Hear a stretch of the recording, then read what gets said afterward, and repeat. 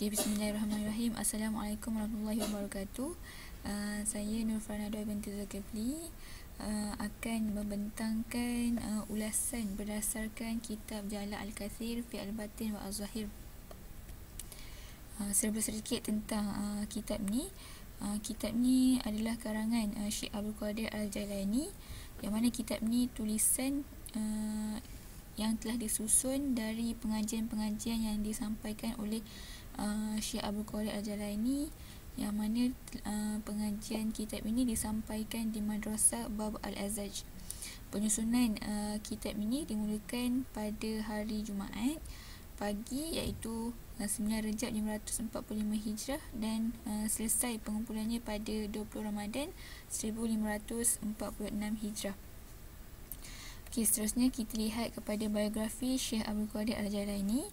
Nama sebenar dan nasab keturunan beliau adalah Abu Muhammad Abdul Qadir bin Abu Saleh Abdullah bin Jangki Rusad bin Yahya bin Muhammad bin Daud bin Musa bin Abdullah bin Al-Hasan bin Al-Hasan bin Ali bin Abu Talib.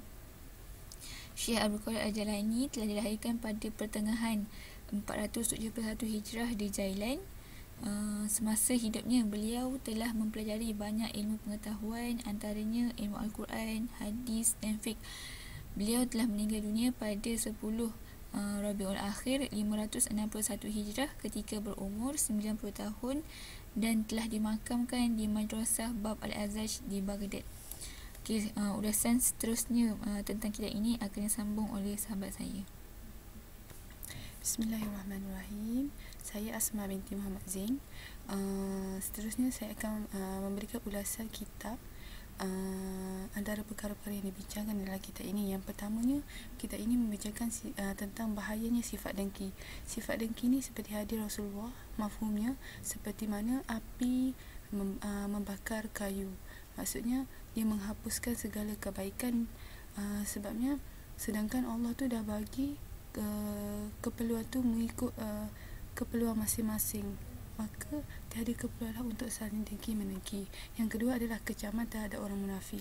Orang munafik ni mereka yang mengaku mencintai Allah, tetapi hati mereka sebenarnya berpaling daripada Allah.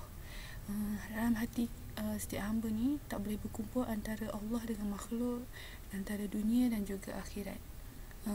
Orang munafik juga mereka mengaku mengenali Allah, tapi pada masa sama mereka sebenarnya berpura-pura ikhlas dan menunjuk-nunjuk sahaja dalam perbuatan ibadah mereka. Seterusnya kita ini juga membicarakan tentang untuk kembali kepada Allah. Maksudnya kat sini mengamalkan ajaran Al-Quran dan Sunnah dengan sebaiknya, dan untuk supaya dapat musyahadah dalam hati, dan selain itu bersihkan juga diri daripada semua sifat-sifat mazmumah dan kembali kepada Allah dengan hati dan keinginan yang sepenuhnya. Seterusnya adalah tentang konsep sabar. Sabar di sini adalah bermaksud menerima segala cubaan dan menyerah diri kepada Allah. Yakin yang di sebalik setiap musibah tu ada hikmah yang Allah dah sediakan. Seterusnya tentang ada hikmah di sebalik kesulitan.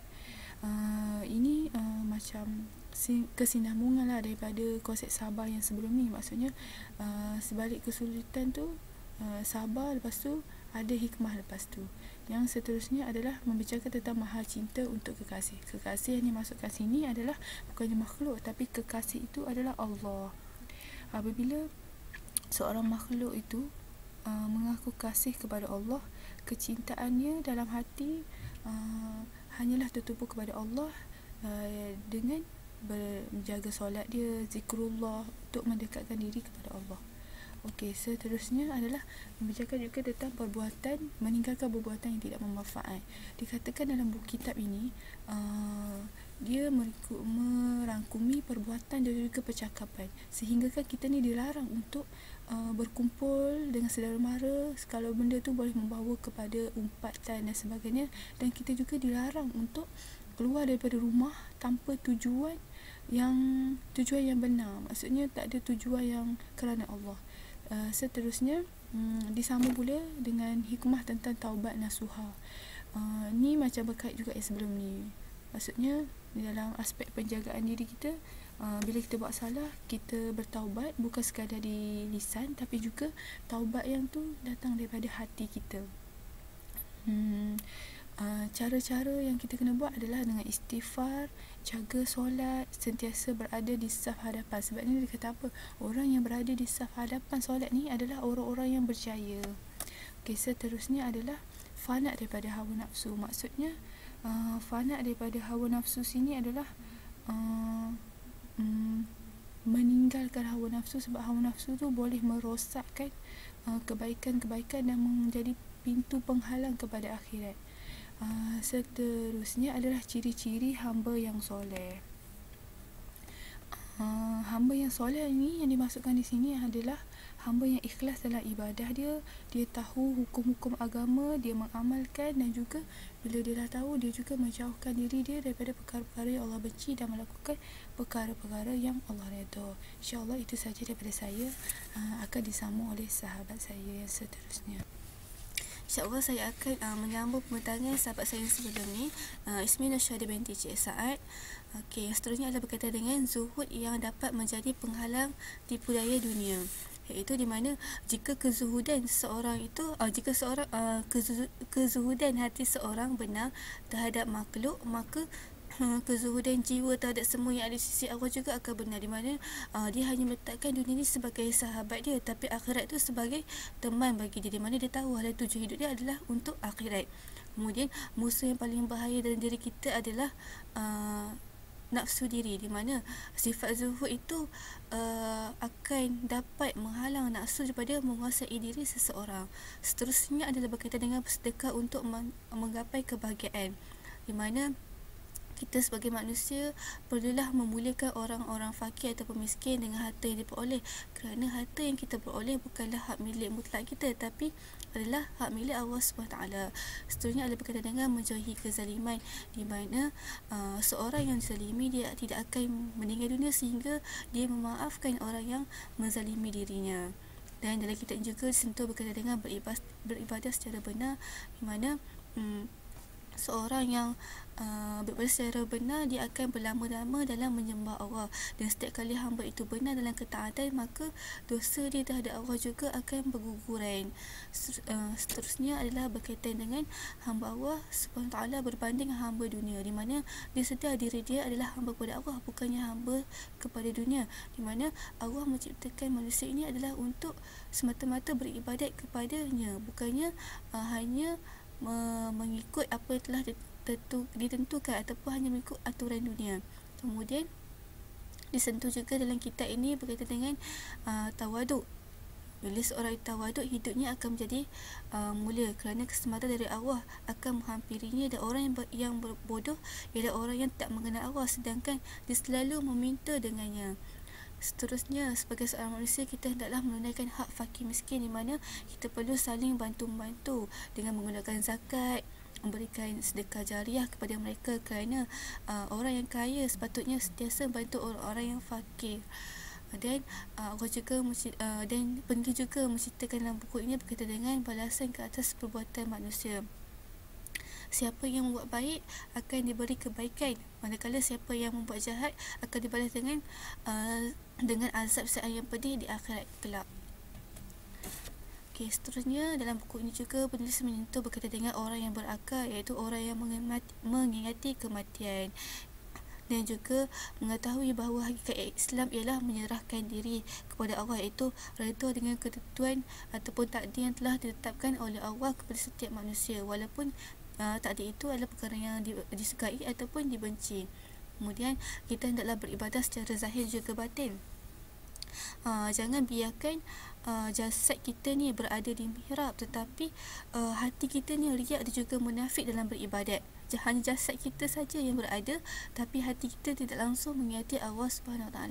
Dan yang seterusnya adalah mengenai keutamaan Ramadan, di mana dalam bulan Ramadan ni kita sebagai manusia sepatutnya menambahkan amal jariah kita, dan juga kita tahu adalah Ramadan ni satu bulan yang dimuliakan oleh Allah Subhanahu Wa Taala, dan sepatutnya hamba-hambanya mengambil peluang dalam bulan Ramadan ini untuk menambah ataupun melipat gandakan amalan soleh. Wallahu a'lam. Bismillahirrahmanirrahim. Saya Siti Hajar binti Razali 029847 akan menyambungkan ulasan yang seterusnya.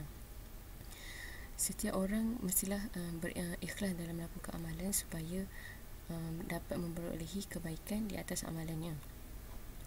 Seterusnya, sebagai seorang hamba Allah, manusia itu hendaklah bersyukur di atas segala nikmat yang telah diperolehi, bukan hanya meminta yang lebih, tetapi tidak bersyukur dengan apa yang sudah ada. Melakukan sesuatu amalan hendaklah kerana Allah semata-mata, bukan kerana makhluk yang Allah ciptakan. Orang mukmin perlulah membina sifat kasih sayang di dalam diri mereka dan menyayangi makhluk yang lain dengan menyeru ke arah kebaikan. Sebagai hamba Allah, hendaklah kita menghiasi diri dengan akhlak yang mulia dan tidak terlalu tunduk kepada nafsu dalam diri setiap orang. Sebagai seorang hamba, manusia itu haruslah sedar apakah tujuan Allah menciptakan mereka di dunia ini. Dalam menjaga diri dan keluarga, kita perlulah menjaga keluarga kita supaya tidak terlalu tunduk kepada kemewahan dunia, kerana kemewahan ini hanya akan menyebabkan manusia itu leka dan lalai dalam mengingati Allah. Di antara orang munafik dengan orang siddiq, orang munafik hanya memikirkan hal duniawi. Mereka terlalu mengikut hawa nafsu dan keinginan dalam diri mereka. Berbanding dengan orang siddiq, mereka tidak memikirkan hal duniawi kerana mereka memikirkan hal ukhrawi, sehingga mereka tidak peduli dengan nafsu syahwat mereka. Dalam membentuk peribadi yang telah dijelaskan oleh Syekh Abdul Qadir Jailani, doa merupakan senjata orang mukmin. Berdoalah dengan seikhlas hati agar setiap apa yang diminta dimakbulkan Allah. Harus diingati bahawa doa merupakan wasilah bagi menghubungkan pencipta dengan makhluk ciptaannya. Okey, begitulah ulasan kitab ini. Seterusnya, apa yang dapat boleh kita rumuskan sebagai penutup, iaitu kitab ini membahaskan bahaya jiwa dan akhlak yang menghalang hubungan baik antara seorang hamba dan penciptanya. Kitab ini telah menjelaskan bahaya-bahaya tersebut sehingga mampu menembusi sepadan hati yang membuatkan kita melihat sesuatu itu tidak lain dan tidak bukan adalah hanya kerana Allah semata-mata. Kitab ini turut mampu untuk dijadikan sebagai rujukan untuk merawat penyakit hati yang bersarang dalam jiwa manusia. Okey, sekian daripada kami semua. Assalamualaikum warahmatullahi wabarakatuh.